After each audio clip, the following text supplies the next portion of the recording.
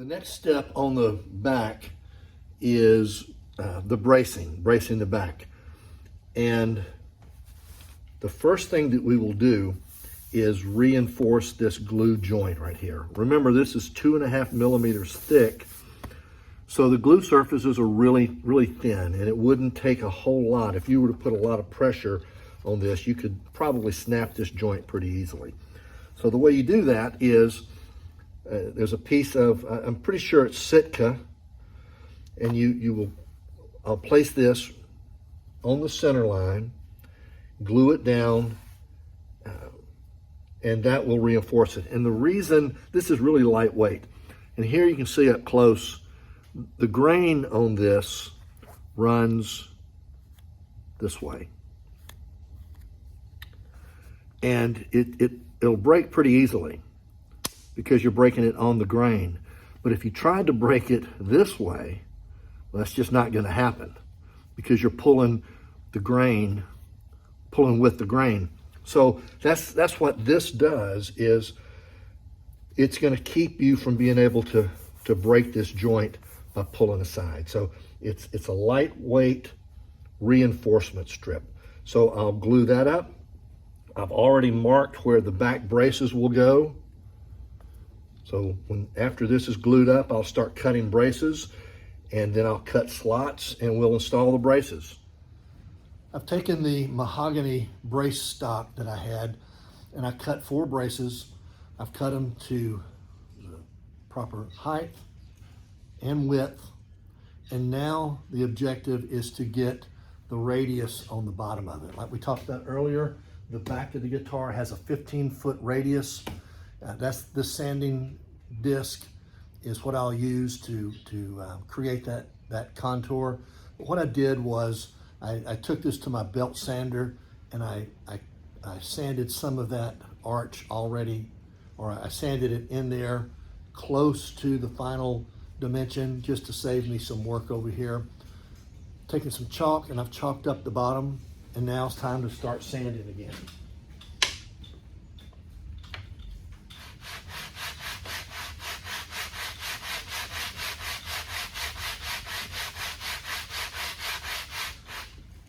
And I'm sanding this in the same location it would be if you laid the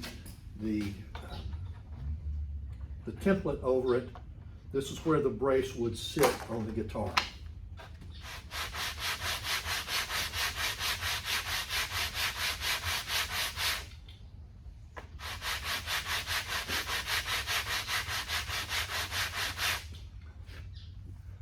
You can see I've gotten the chalk off of there, and it's now at the proper radius. Now that I have these radiused, I have to cut a slot in this back reinforcement strip. So what I'll do is I will line up the center line of the brace, centered on the strip, come to my line on both sides over here where it's straight and square, and I will draw a line. I'm going to tilt it up so I can draw a line under it, and that way I'll wind up cutting it short, but then I can chisel it out.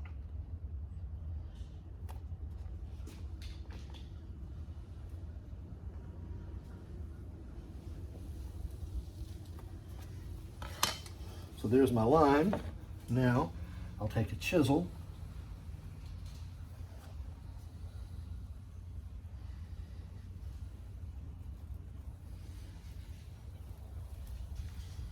I'll make a cut on the top side and down here on the bottom.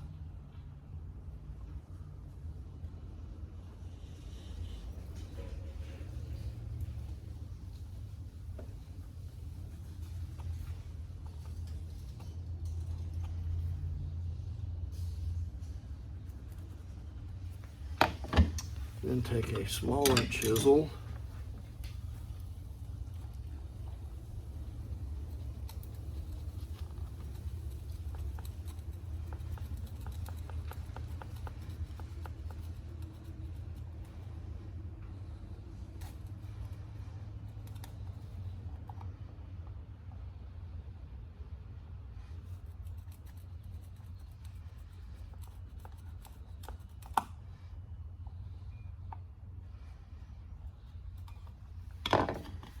And I'm not deep enough over here on this side, so let's make another cut.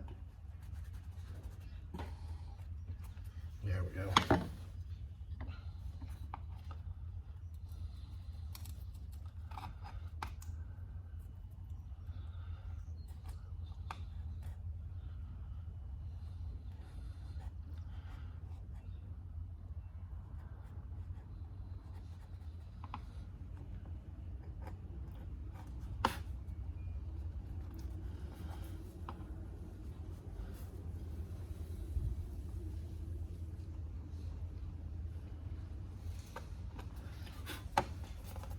All right, so I've carved that out. Let's see if it fits.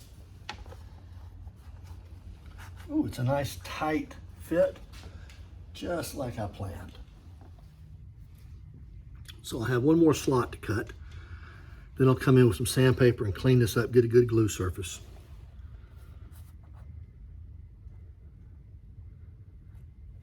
So all I'm doing here is just making an initial cut just on the line that I've drawn.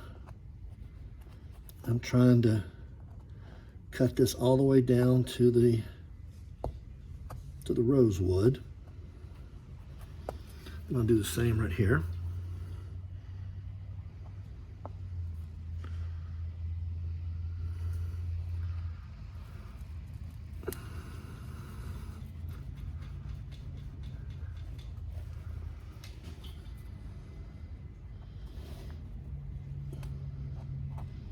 You notice I'm doing it with the bevel on the inside, so you have a straight, so the wall will be straight against the brace, or at least that's the objective.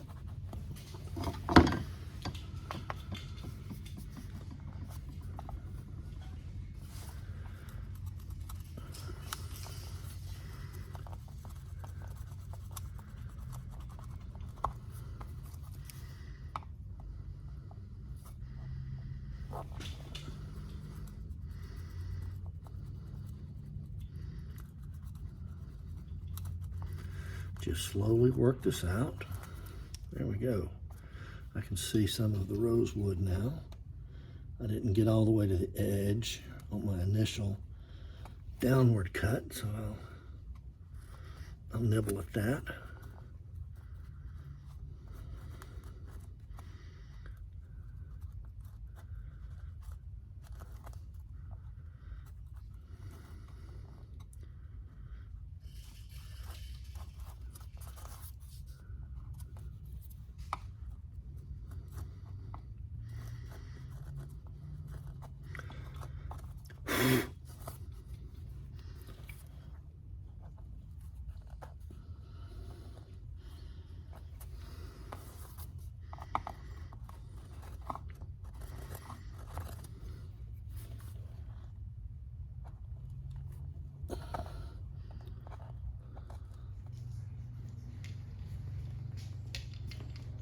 Now I'm going to use my Go Bar deck with the 15-foot dish.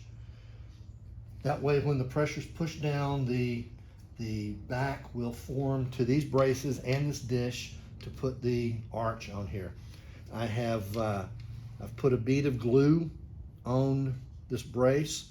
I've run my finger along the corner here to try push some of the glue back and try not to get too much squeeze out. And I'm going to start with the third brace, and I'm going to line it up on the center line and on my marks here.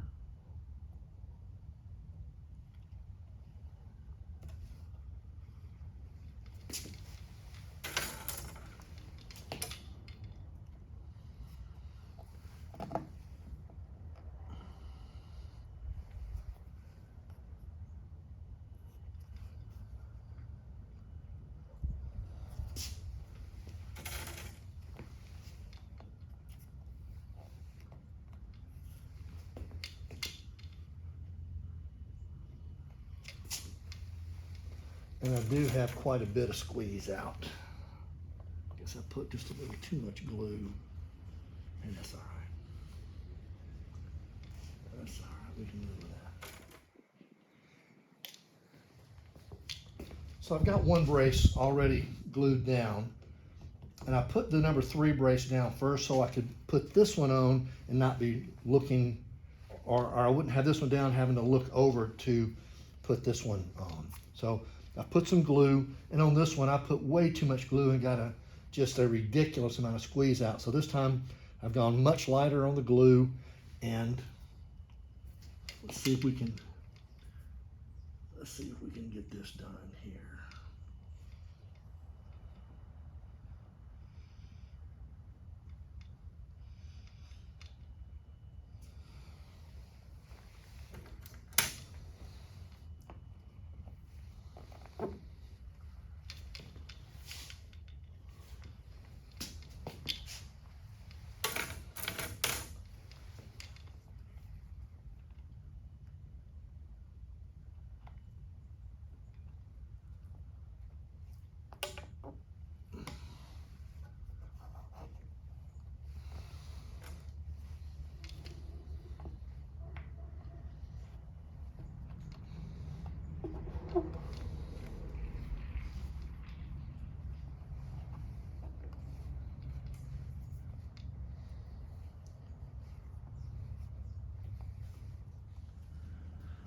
The braces are now clamped onto the back, and I'm using a go-bar deck. It's 2 pieces of MDF with some long all thread, and the sanding dish is below it for the to create the arch that we need. These little fiberglass rods with little rubber tips apply the downward pressure. I'll let this sit up now for, I don't know, an hour or so. Then I'll come back, and at that point the back will be put together and braced. The braces are now glued in place, and the final step is to put a peak on these braces. I'll use my block plane.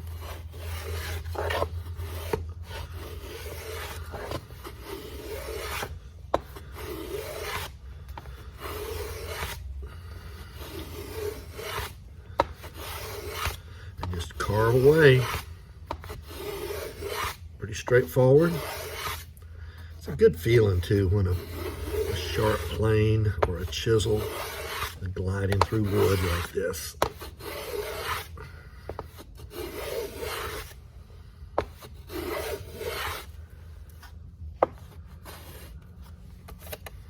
Let's see if it'll cut in the other direction. It may not.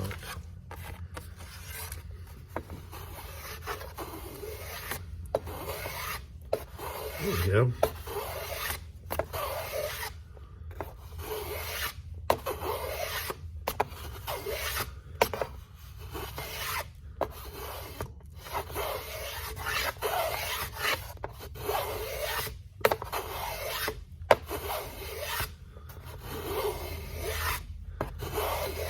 The whole idea here is you want to keep the stiffness on your braces, but you want to remove some of the mass.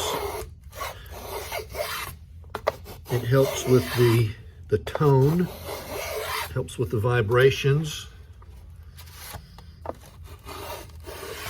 because it's not as heavy.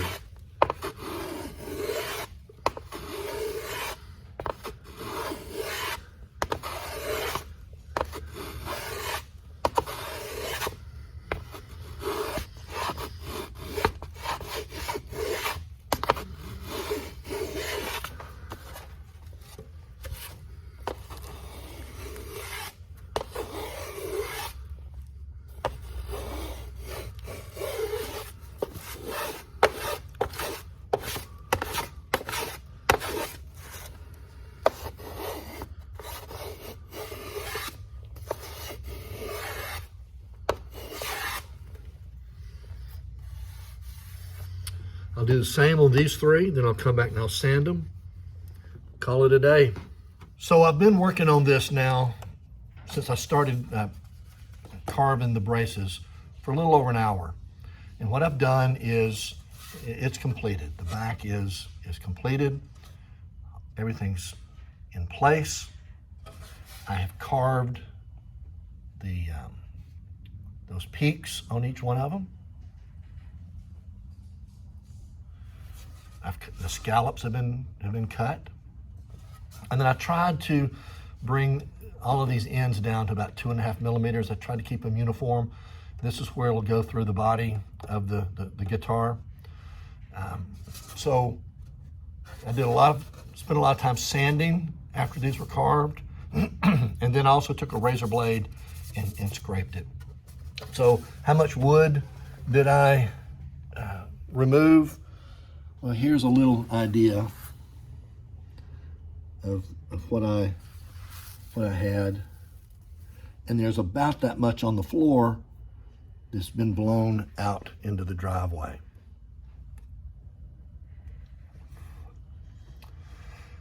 Well, we're at the end of this video, and if you've made it this far to the end, I want to say thanks. I appreciate you watching it. And you know, I'm not a professional luthier.